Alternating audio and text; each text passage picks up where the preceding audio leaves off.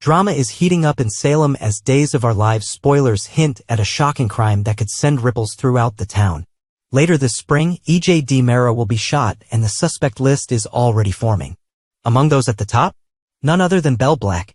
But did Belle really try to kill or is she just an unfortunate victim of circumstance? Belle Black is no stranger to controversy, but murder? That's a serious accusation.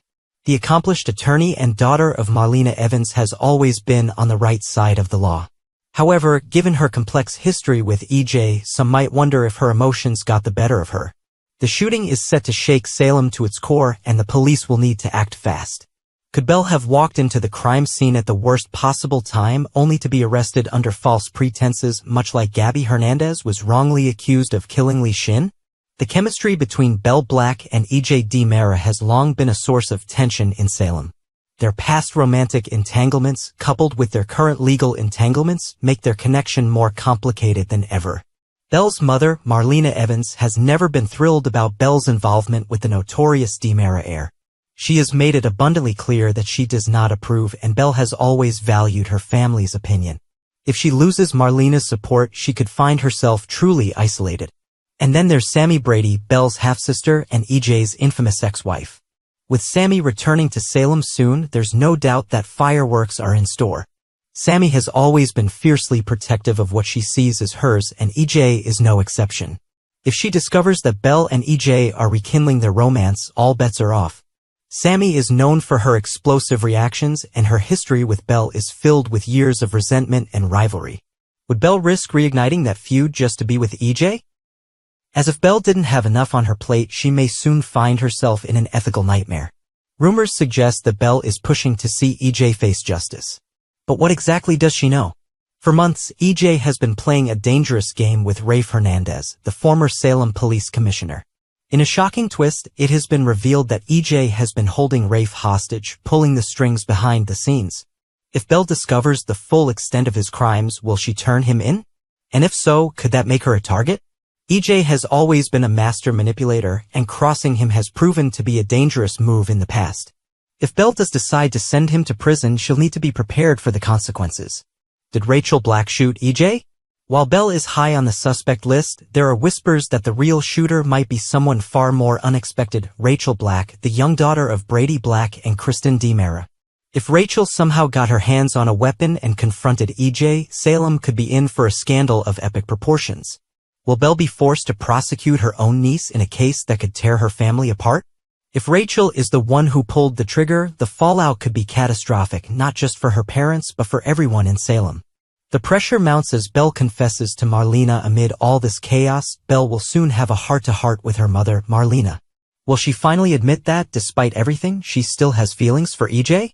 Or will she confess something far more shocking, her fears that she may have seen the real shooter, putting her own life at risk? One thing is certain: as the investigation unfolds, secrets will come to light, alliances will be tested, and the drama will only intensify. Salem's legal eagle is about to find herself in the eye of the storm, and she may not make it out unscathed. Stay tuned to Days of Our Lives as the mystery surrounding EJ's shooting unravels. Will Belle prove her innocence, or will she be the one facing the consequences of this shocking crime? Only time will tell. As the drama in Salem unfolds, the Tuesday, February 25th episode delivers a tense and thrilling installment of unfolding mysteries and shocking revelations.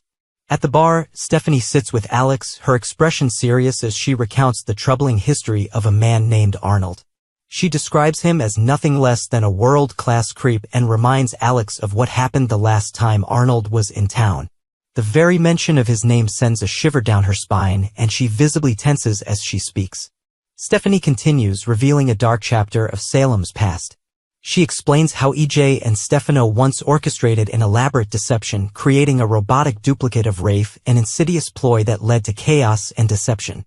She recalls that Arnold, who had been a part of the twisted scheme, was supposedly beaten to death in prison. However, given the history of Stefano and EJ's well-documented tactics, Stephanie is deeply suspicious. If their modus operandi is anything to go by, death is often just an illusion. What if it was all another trick? She ponders aloud, the weight of the possibility pressing down on her. Alex listens carefully, his brow furrowed in thought. The idea that Arnold could still be alive and back in Salem sends a chill through them both. Stephanie can't shake the lingering horror of her past encounters with him. "I'll never get over the feeling of him putting his hands on me," she murmurs, her voice barely above a whisper. Her discomfort is palpable, and Alex immediately suggests that they call Jada to bring her up to speed. However, they hit a snag. Jada is unreachable as she's currently in the shower. Determined not to let the matter rest, Stephanie decides to send a text message instead and head home. But before she can even type out her warning, Gabby rushes into the bar, looking frazzled and demanding a drink. As Gabby downs her drink, she notices the serious expressions on Stephanie and Alex's faces. Sensing that something is amiss, she presses them for details. Stephanie hesitates but ultimately shares what she knows. Gabby, taken aback, listens as Alex lays out their theory. When he mentions Arnold, Gabby furrows her brows in confusion.